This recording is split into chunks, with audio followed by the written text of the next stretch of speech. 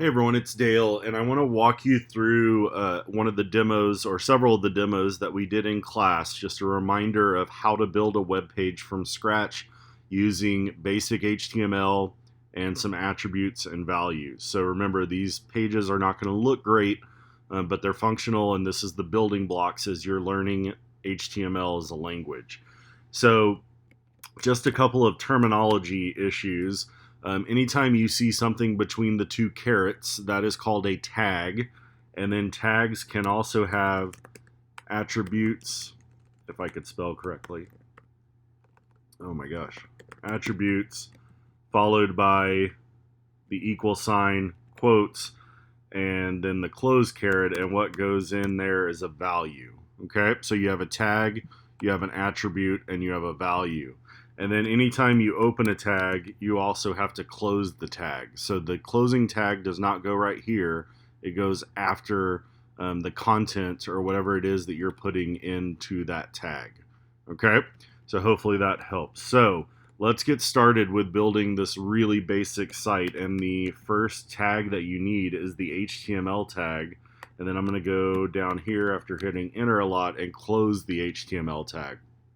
So I'm in Sublime, and it doesn't matter if you're using Sublime or Notepad++, these advanced text editors will become color-coded to help you along the way to figure out if what you're doing is correct, or if you have any errors along the way.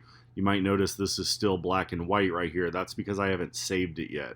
So I'm going to go to save, and then when I save, I want to save to my desktop.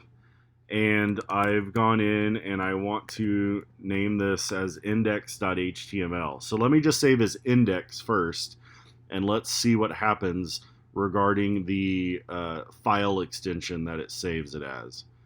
So if I go to my desktop, it's very busy here. I have to find index. Here it is right here.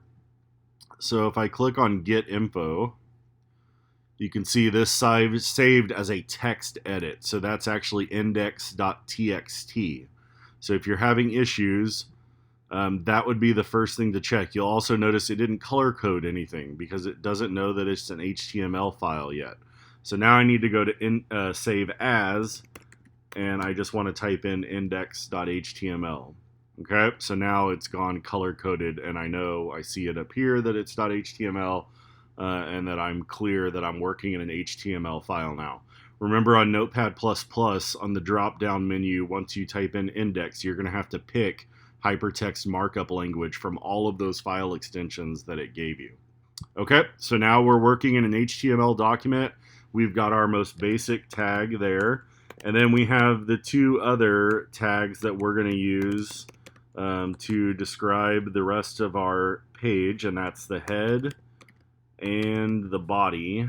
And so I'm just going to open and close those tags, and I do it as I go along. So when I open a tag, I go close a tag. Okay, so the one thing right now that's going to go in the head is the title.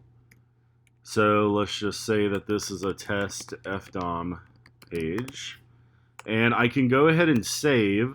And I don't want to purchase, so I can go ahead and save this. So I hit Command S on a Mac, and now I can go to a browser and open file.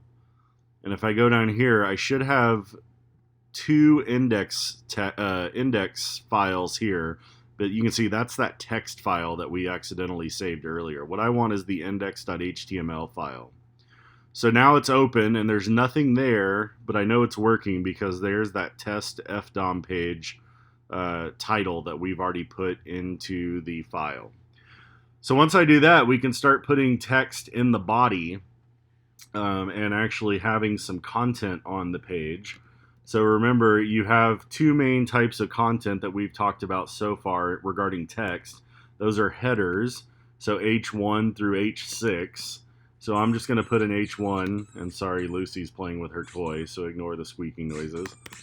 That would be hello world, and then I will have some paragraphs of text here, and I'm just going to use dummy text. This is a test, so I'm going to copy and paste this quite a bit.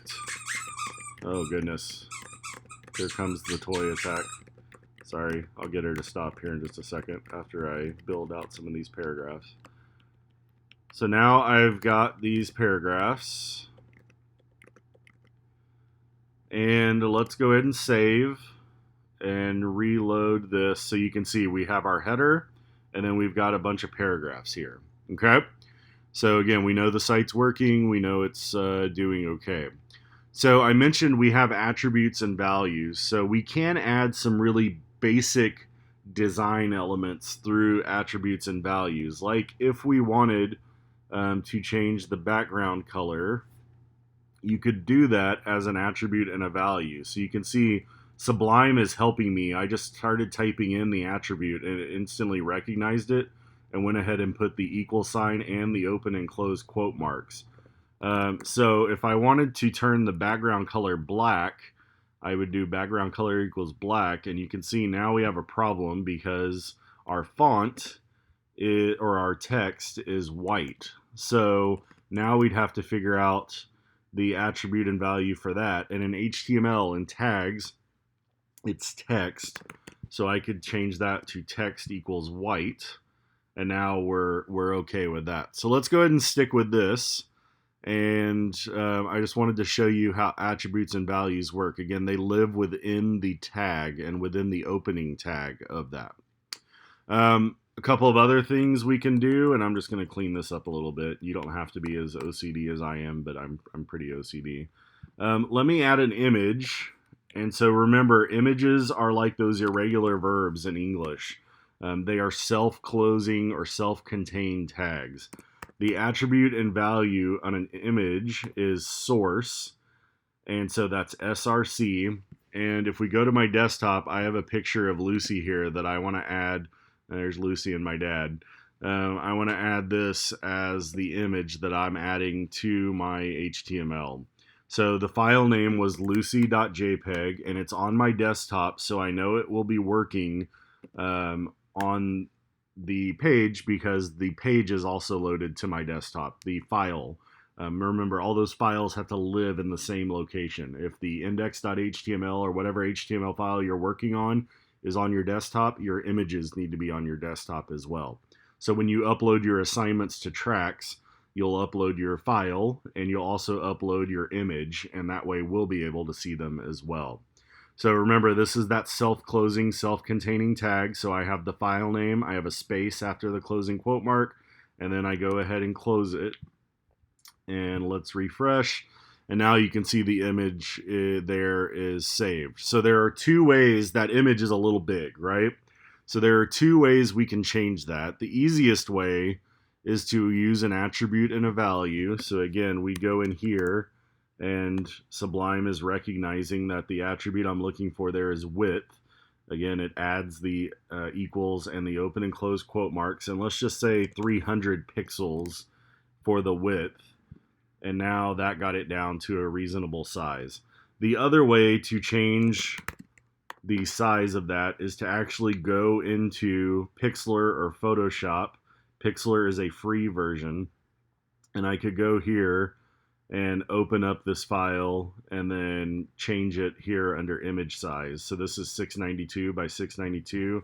I would actually go in and change the height and the width, and then it resizes it, and then I could resave it. Okay, so either way works. I would probably prefer you to do this method, but either way works. Okay, so now let's move the text up around the image, or we can move the image over here to the right and bring the text around to the left.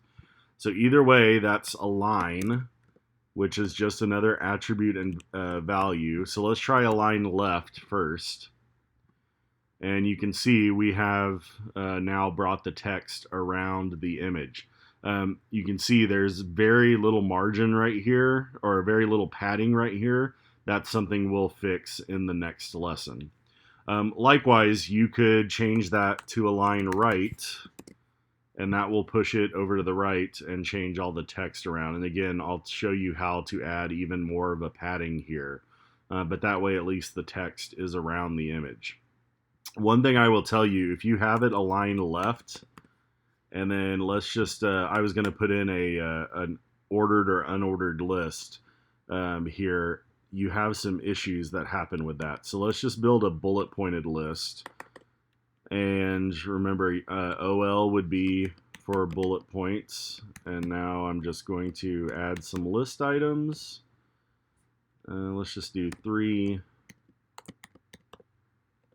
Okay, so here's number 1, here's number 2, and here's number 3. Okay, so now let's save. And you're going to notice that I'm sorry, that was an ordered list, not an unordered list. I apologize. So that's why it's number 1, 2, 3.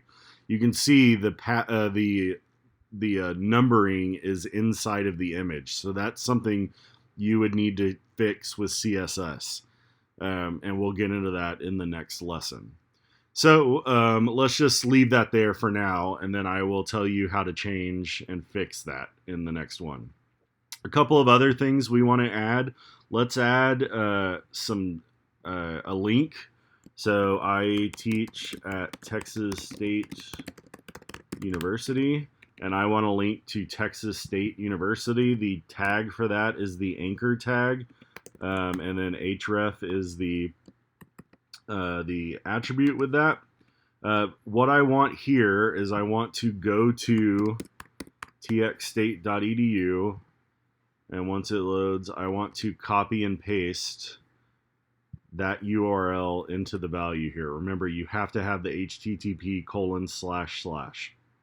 And then the last thing I need to do is close the A tag. So now Texas State University, because it's between the opening A tag and the closing A tag, is what will be linked.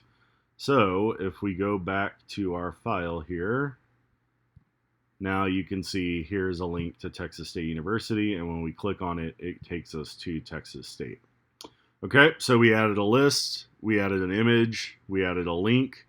We could add a table and things like that, but they're very similar to this. So we're well on our way to building a site, and I realize we have some work to do, mostly regarding style. So now we want to make this a little prettier, and we will do that in the next lesson.